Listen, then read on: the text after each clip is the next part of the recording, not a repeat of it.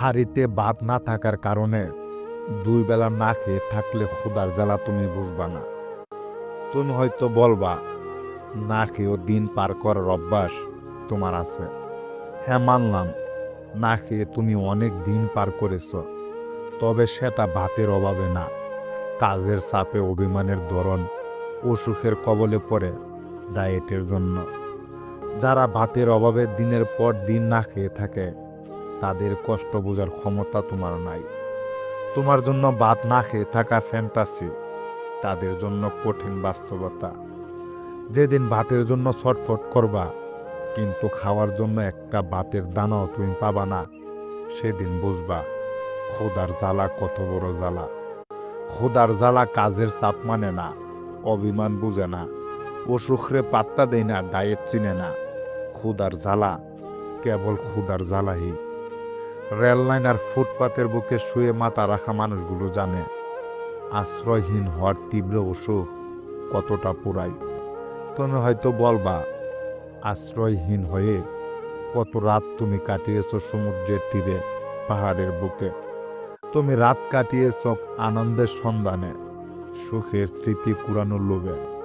আর তারা রাস্তায় রাত কাটায় মাথা গোজার ঠাঁই না থাকায়। তুমি আশ্রয়হীনতার অসুখে দুঃখে দুঃখে কষ্ট বুনতে পারবা না। আশ্রয়হীন মানুষগুলো জানে রোদ, বৃষ্টি, ঝড়, তুফান উপেক্ষা করে রাস্তায় পড়ে থাকা কতটা কষ্টের।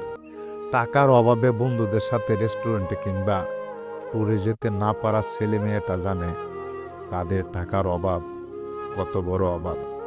বিভিন্ন অজুহাত দিয়ে নিজেকে স্কিপ করে নেওয়ার পর তুমি যতই তাদের বলো না কেন টাকা দিয়ে সুখ কেনা যায় না, তারা কখনো সেটা বিশ্বাস করবে না।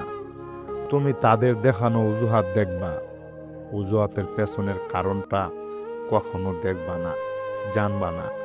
তারা কখনো তোমাকে বলবে না।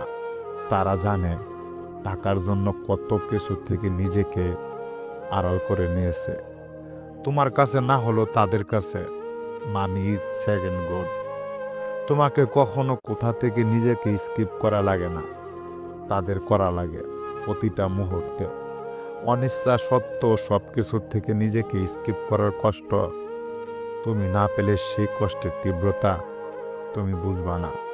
পরিস্থিতির মুখোমুখি না হলে কেউ কখনো বুঝে না রে ভাই। সেম্প্রীতিমূলক বাক্য বিনিময় করে মানুষের দুঃখ ভাগ করে নেওয়া যায় না। দুঃখকে কখনো ভাগ করা যায় না। দুঃখ সুখের মতো যৌগিক না, দুঃখ মৌলিক। দুঃখ মানুষের একান্ত ব্যক্তিগত নিজস্ব প্রপার্টি।